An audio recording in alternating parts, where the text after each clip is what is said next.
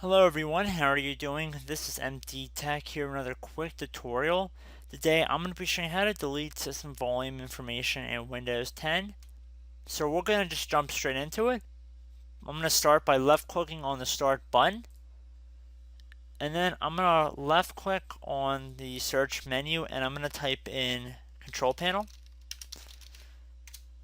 Should be listed directly above the desktop app writing right here. So you want to left click on that.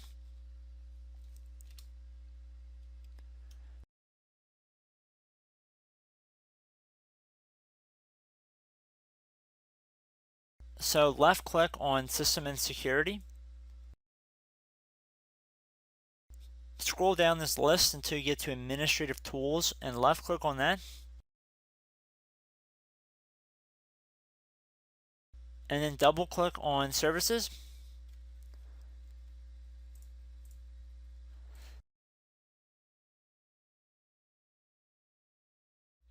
Now you want to scroll down until you get the Distributed Link Tracking Client.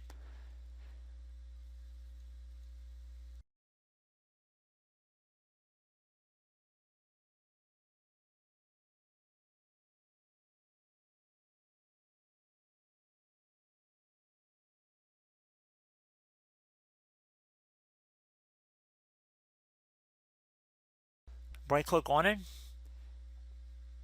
Left click on Properties. Underneath Startup Type, left click on the little drop down area here. Left click on Disabled. And then left click on Apply. And then OK.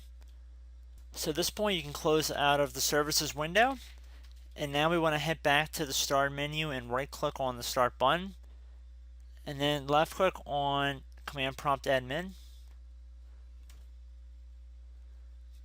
If you receive a user account control window, select Yes.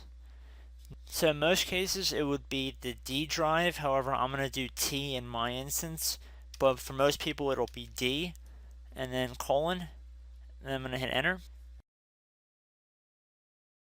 Now we're underneath our correct root drive. We're going to type in RMDIR space. Now we're going to do the quotation signs, system, volume, information. I'm going to put a end quotation sign, and then I'm going to do /S, and I'm going to hit enter, and then you're going to be prompted, are you sure?